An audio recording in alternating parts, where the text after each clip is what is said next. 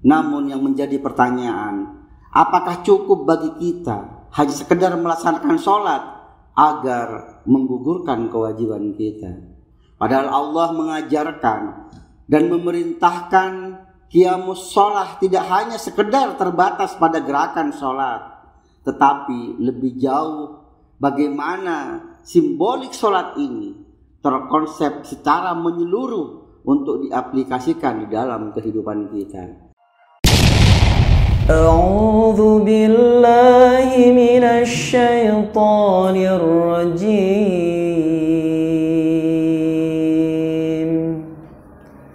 Bismillahirrahmanirrahim.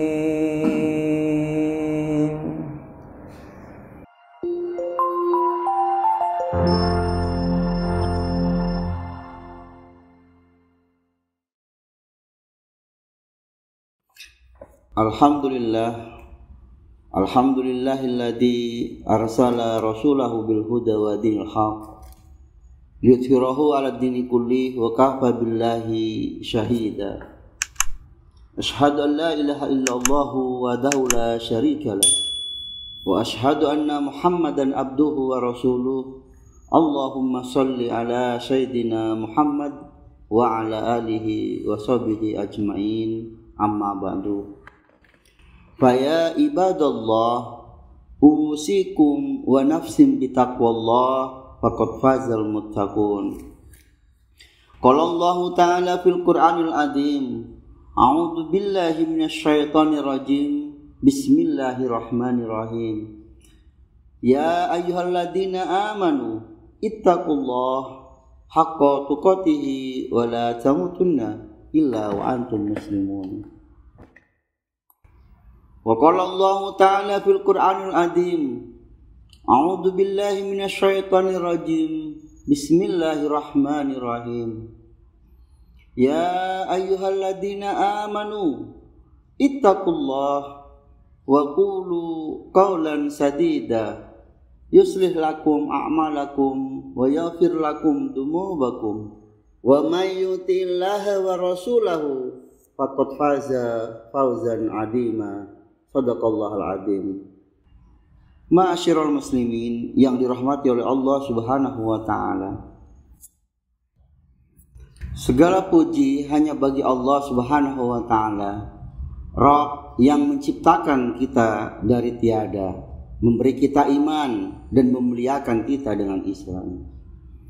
Shalawat beserta salam semoga tercurah kepada junjungan kita Nabi Muhammad sallallahu alaihi wasallam, keluarga beliau, para sahabat dan seluruh umatnya hingga akhir zaman. Semoga kita termasuk orang-orang yang senantiasa mewujudkan rasa syukur ini menjadi landasan dalam melaksanakan kewajiban kita untuk menjalankan apa yang diperintahkan oleh Allah Subhanahu wa taala dan menjauhi apa yang dilarang oleh Allah Subhanahu wa taala, sehingga kita termasuk orang-orang yang diberi gelar takwa oleh Allah Subhanahu wa taala. Jamaah yang dirahmati oleh Allah Subhanahu wa taala, ketahuilah bahwa senantiasa ada korelasi antara penciptaan dengan aturan Allah Subhanahu wa taala. Sehingga setiap aturan yang diberikan oleh Allah atau yang diturunkan oleh Allah kepada umat manusia sejatinya mengandung sebuah solusi dalam rangka menyelesaikan permasalahan-permasalahan hidup kita, untuk menyelesaikan setiap misteri problematika kita, sehingga kita bisa mencari jalan keluar dari setiap permasalahan hidup yang kita jalani ini. Setiap tahun kita direfresh dengan adanya bulan Ramadan dan Idul Fitri. Setiap Jumat kita direfresh dengan kewajiban menjalankan sholat Jumat. Dan setiap rutinitas kita harian kita senantiasa direfresh dengan risalah sholat yang akan menjadi jembatan menangani permasalahan kegelisahan kita. Namun yang menjadi permasalahan bagi kita. Kenapa setiap kali selesai kita direfresh, kita kembali menjalani kegelisahan, kita kembali menjalani problematika yang membuat kita takut menjalani kehidupan ini. Ma'asyiral muslimin yang dirahmati oleh Allah Subhanahu wa taala. Ketahuilah bahwa salat bukanlah sekedar ibadah rutinitas, tetapi ia adalah identitas seorang muslim. Salat adalah tanda pengakuan kita bahwa kita tunduk, patuh, dan berserah diri hanya kepada Allah Subhanahu wa taala. Setelah lisan kita mengucap persaksian yang berupa syahadat sebagai bentuk pengakuan akan eksistensi dan keesaan Allah serta kerasulan Nabi Muhammad SAW, maka kewajiban pertama yang menjadi tiang dari agama kita adalah sholat. Sholat adalah perintah utama yang menjadi prioritas setelah pelaksanaan ikrar syahadat kita, karena ia merupakan bukti nyata bentuk keimanan yang kita ikrarkan tadi. Karenanya sholat yang kita tegakkan 5 waktu sehari ini disebut sebagai sholat maktubah, sholat yang sudah Allah wajibkan dan tentukan waktunya. Artinya sholat bukan hanya dilakukan sesuka hati, tetapi sudah ada aturan, waktu, dan tata caranya. Semua itu agar kita selalu terhubung dengan Allah Subhanahu wa taala 5 kali sehari, mengingatnya dan menegakkan keimanan kita. Sebagaimana yang telah Allah firmankan di dalam kutipan firman Allah di dalam surat An-Nisa ayat 103, Innas sholata kanat 'alal mu'minina kitaban mauquta. Sesungguhnya sholat itu merupakan kewajiban yang waktunya telah ditentukan atas orang-orang mukmin.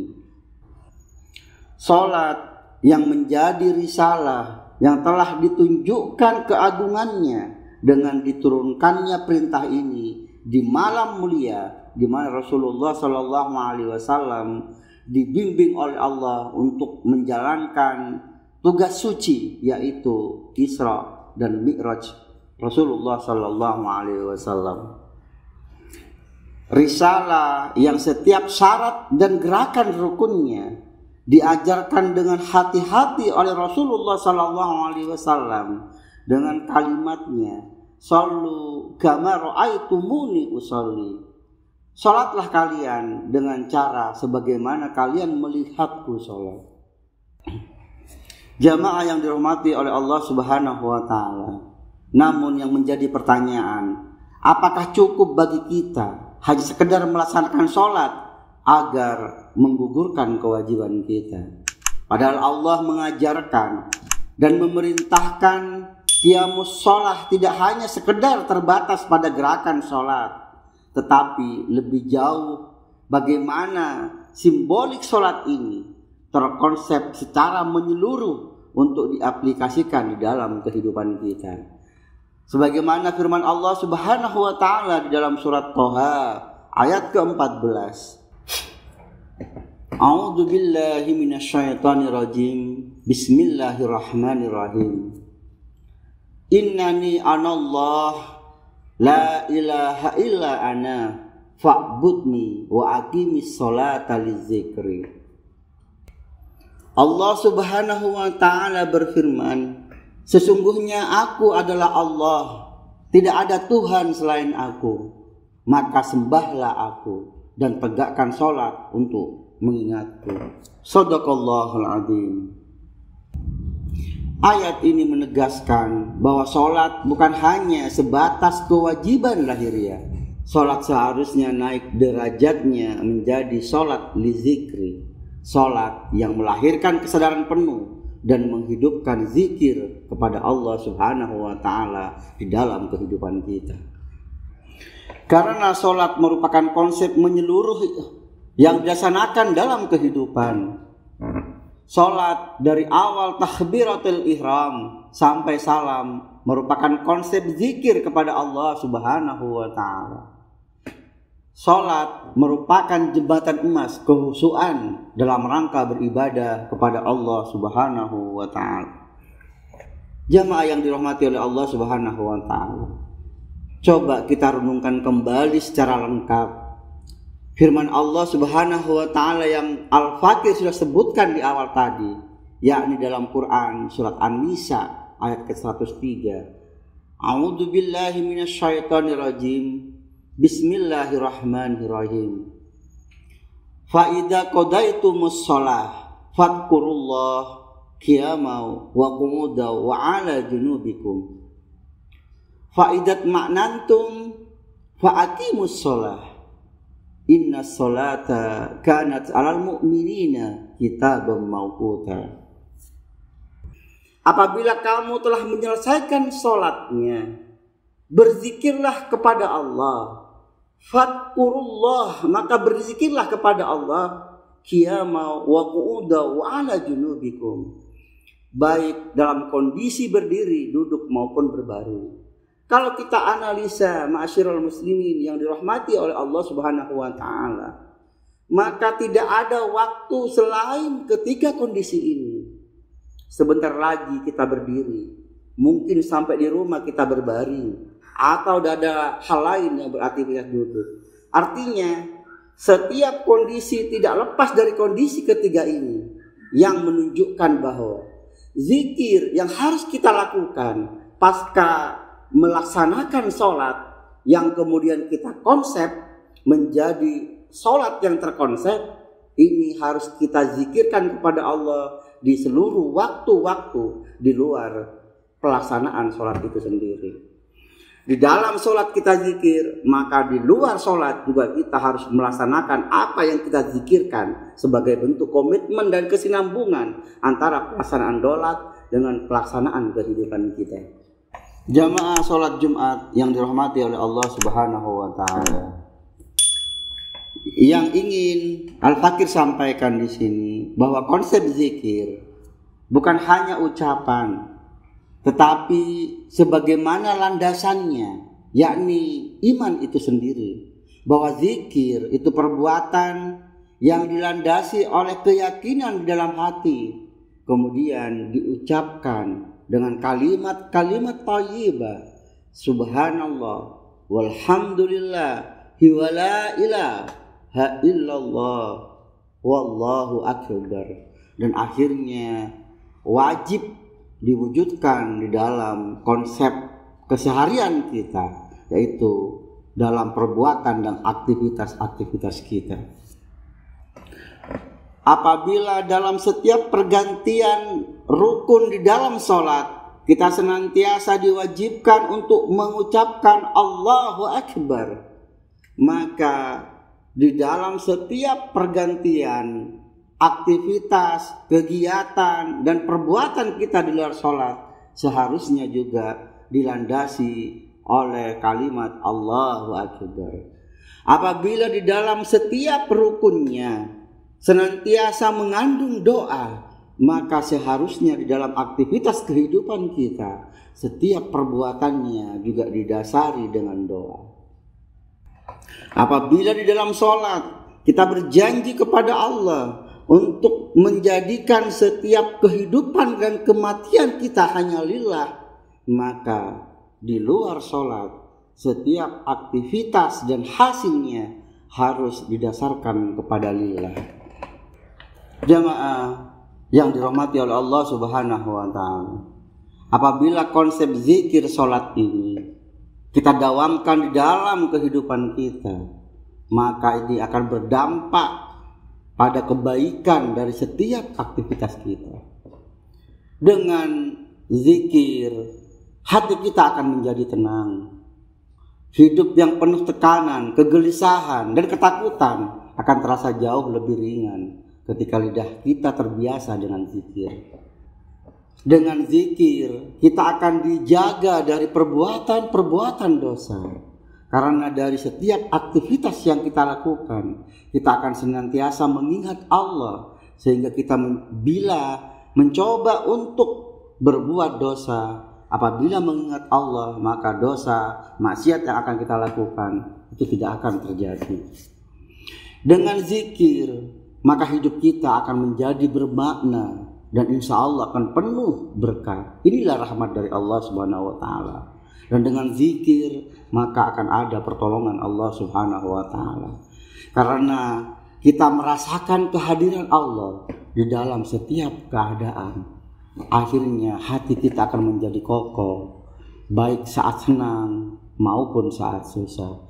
Karena komitmen di dalam kita ada kalimat Allah bersamaku, Allah melihatku, dan cukup Allah bagiku. Semoga kita yang hadir di tempat mulia ini secara khusus dan umat Islam secara umum mampu menjadikan konseptual sholat ini menjadi konsep dalam menjalani kehidupan aktivitas kita di luar sholat juga.